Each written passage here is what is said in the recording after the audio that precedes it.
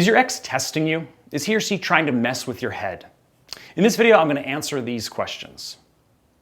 How's it going, guys? For those of you who haven't seen any of my videos previously, I'm Brad Browning, and I've been an all-star relationship coach, or at least I'd like to think so, for over 10 years now. My YouTube channel just surpassed the 11 million views mark, and I've got almost 100,000 subscribers. And of course, I have all of you awesome fans to thank for that. Now remember, I do my best to respond to all of your YouTube comments. So if you do have a question about what I talk about in this video or you want to comment, please feel free to just leave a comment below the video and I will do my best to get back to you as soon as I can. Now, before I jump into the goods, I need to make one thing clear.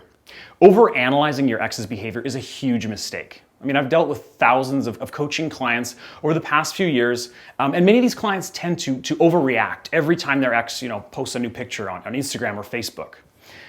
This kind of overanalyzing behavior is toxic, and it should be avoided at all costs. Now, if you've been watching my other videos here on YouTube, then you know that one of the fundamental tenets of my X Factor Guide program is the need to shift the power away from your ex. So if you want to make your ex fall back in love with you again, you need to create an environment where your ex is chasing you and not the other way around. And by obsessively cyber stalking your ex and overanalyzing everything that he or she does, you're not only wasting your time, but you're also indirectly hurting your chances of getting your ex back. Now, of course, that's not to say that your ex won't mess with you or try to test the waters, so to speak. But if your ex is continuously contacting you, asking you questions, or deliberately, introducing drama back into your life, then they may be trying to see if you're truly over them, right? So for instance, if your ex is constantly initiating contact with you just to stir shit up, then it's safe to say that they're probably not over you. Now, they may be trying to provoke a response from you in order to determine, how you feel about the breakup. But here's the most important thing to remember. Regardless of whether you want to get back with your ex or not, the reaction to this behavior should always be the same, and that is to act indifferently. By showing that you don't care about him or her and the situation that you're in, you effectively begin to shift the power from your ex back to you. Now, I don't want to go into the psychological details as to why this happens. It's enough to just know that it really does work. Another way your ex might be trying to mess with you is by talking to your friends. Now, this can be extremely frustrating and angering from your perspective. After all, you may be trying to get over the breakup, or maybe you're in the no contact phase. And if your ex is constantly trying to chat up your best friends, it's safe to say that they're trying to provoke a response from you. And once again, just like the last example, the key to shifting power away from your ex is to not react. So if you choose the high road, it's going to make you appear stronger and more attractive, and your ex is going to be more compelled to chase you down for a second chance.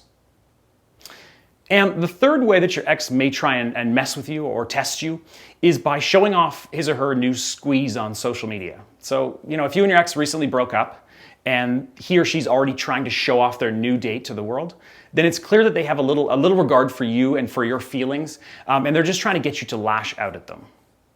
Now, I hate to sound like a broken record, but again, you need to do the exact opposite of lashing out towards your ex. You need to continue the period of no contact, regardless of how emotional or angry you may feel.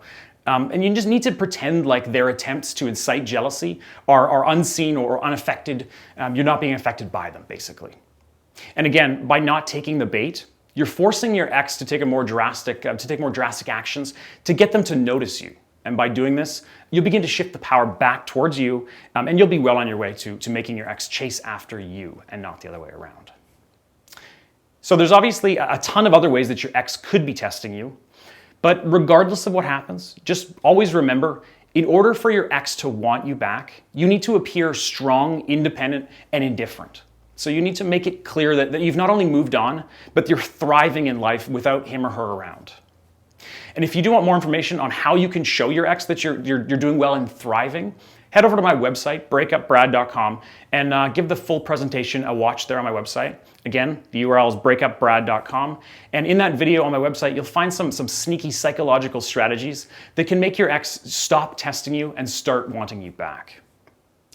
Now, if you still can't figure out if your ex is messing with you or not, and it's really bugging you like crazy, then I strongly recommend that you sign up for my personal one-on-one coaching if I have slots available right now. For information on how you can hire me to help you through your breakup, just head over to breakupbrad.com/coaching. Again, that's breakupbrad.com/coaching.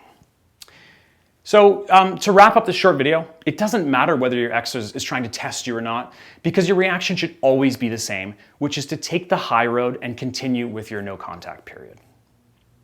And that just about does it for this video, guys. Thanks for watching. We'll see you soon.